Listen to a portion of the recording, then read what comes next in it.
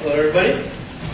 My name is Owen Mandel, and I'm an undergraduate at Georgetown University. And today, as has been said, I'll be presenting on our recent finding that successful self-monitoring depends on frontal white matter tracts. So, an interesting facet of many neurological conditions is the fact that patients can be unaware of their own deficits. The term for this is anosognosia, and it was first used to describe how right hemispheric stroke patients who suffer from hemiplegia would be unaware of the fact that they couldn't move an entire half of their body. This condition is not unique to hemiplegia, as Alzheimer's patients are also known to lack insight into their memory problems. So in this talk, we're considered with a phenomenon that is related to, but not identical to anosognosia, called self-monitoring. Self-monitoring refers more so to the online tracking of ability during performance, or being able to detect and correct the errors that you make as you perform some kind of task. Specifically, we'll be considering self-monitoring within the context of aphasia, where aphasic patients vary in their ability to detect and correct the errors as they speak. So some studies have demonstrated that self-monitoring is pretty important for aphasia rehabilitation. One study showed that detection capabilities correlated positively with therapeutic outcomes for aphasic patients. And another study indicated that correcting semantic errors promotes some kind of an adaptive change that allowed aphasic patients to learn from their mistakes. And so in this study, we're more concerned with the process of error detection and correction itself, as we ask whether or not there are neural structures that are necessary for the successful self-monitoring of speech. But before we get into our results for the study, it'd be helpful if we went over a couple of psycholinguistic models that attempt to explain how we detect errors in our speech. And those models will offer some predictions as far as how neural damage should impact detection capabilities. So the first model we can consider is what's called the perceptual loop model. This model maintains that we detect errors in our speech by hearing ourselves speak, and that detection is a result of what you said not matching up with what you heard yourself say. So, and if this is the more accurate model for how we detect errors, one would predict that damage to areas associated with comprehension should limit detection capabilities. The second model we can consider is what's called the conflict-based production model of error detection.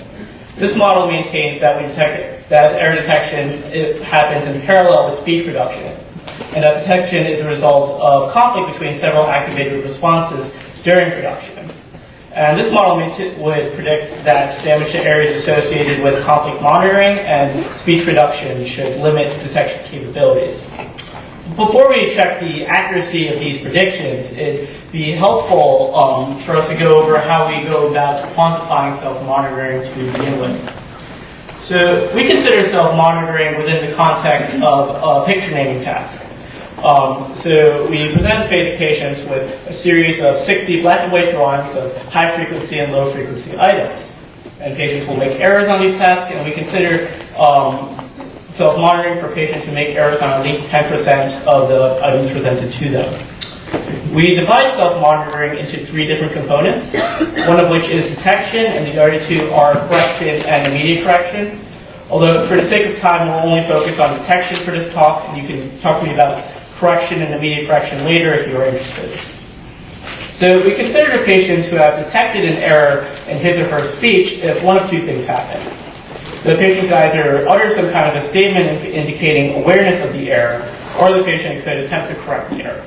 So let's say that the target is an elephant, and the person says something like, zebra, no elephant. This response counts as detected for two reasons. One, the patient follows the error with some kind of a negation, and two, the patient makes a second attempt at naming the item. And we calculate a score for detection by dividing the total number of errors detected by the total number of errors made throughout the task. And so our sample consists of 35 stroke survivors, all who suffered from MCA or ACA strokes. These are all chronically aphasic patients who suffered from their stroke at least 6 months prior to testing. And what we have here is a general distribution of where these people had their lesions. And the first question we're interested in asking is whether or not the location of a person's lesion can tell us anything about their detection capabilities. Or in other words, is there an area of the brain where if people have lesions in that area, they're going to be unable to detect errors in their speech? And we addressed that question using support vector regression lesion symptom mapping, abbreviated to SVR-LSM. And SVR-LSM applies a multivariate a machine learning algorithm to characterize brain behavior relationships in a way that's more sensitive and specific than traditional lesion symptom mapping approaches. And when we run SVR-LSM, we get this. So these are negative inverse P-maps, where voxels shown in color indicate that people who had lesions in those areas performed poorly on our detection measure. And you can see that that detection maps onto this network of white matter tracts just below the cortex and more located in frontal areas of the brain. And so now we can look back and think about the predictions that the previous models made. So the perceptual loop model, which maintained that we detect errors by hearing ourselves speak, that would predict that lesions to areas associated with comprehension should limit detection capabilities. And generally we associate temporal lobe areas as associated with comprehension. But here we find no real relationship between temporal lobe damage and detection capabilities. Rather, what we find is an association between damage to these frontal white matter tracts and detection capabilities. And those white matter tracts can be involved with a number of different things, including conflict monitoring and language production, which is what the second model, the conflict-based production model, would predict, exactly this. But to really see if that model is heavily supported by our data, LSM is not good enough for us to tell us that, because we want to know more about the specific tracts that are implicated here. And so therefore we followed up this LSM analysis with a diffusion tensor imaging analysis to know more about the specific white matter tracts that are associated with detection. And so to build the structural connectome to do this DTI analysis, we build it off of a naming network. So the first thing that we do is we run an fMRI naming task and controls. And the peak voxels from that fMRI naming task become the regions of interest in our connectome. And we use probabilistic tractography to find connections between the regions of interest. And then we have fractional anisotropy values for each of these connections. And we can correlate those FA values with error detection, and this is what we find. We find that the FA values for tracts that connect inferior frontal lobe and SMA/motor cortex type areas, those FA values correlate very strongly with error detection. And so these are partial correlations that control for lesion volume, and all these correlations pass FDR correction for multiple comparisons. And once again, they illuminate this network of white matter tracts that connect inferior frontal areas that we know are involved with things like language production, and they connect to SMA and motor cortex, which predominantly play a role in motor planning, but are also thought to play a pretty big role in conflict monitoring as well. And they're close to ACC, which is thought to play the biggest role in conflict monitoring. So in conclusion, I believe we present some substantial evidence that damage to these frontal white matter tracts impairs self-monitoring. We do this using both lesion symptom mapping and diffusion tensor imaging. And these results do seem consistent with the domain general conflict-based monitoring mechanism proposed by Nazari and colleagues in 2011. Thank you. Have any questions?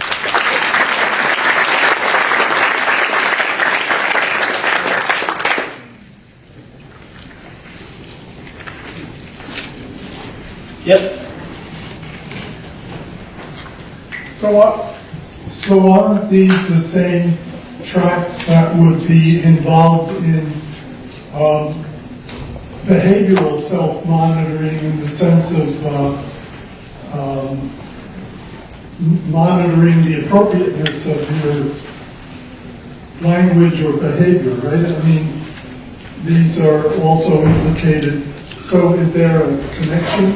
Yeah, so you're correct that these are white matter tracts that are in these frontal areas, which are thought to play a role in, social self-monitoring as well.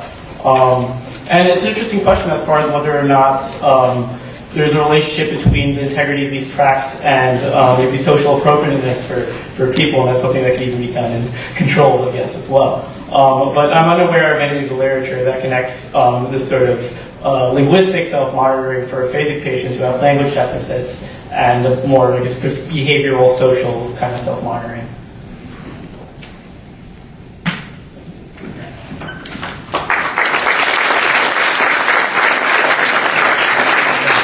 everyone. So our next talk is from Dr. Christian Leach from Johns Hopkins University.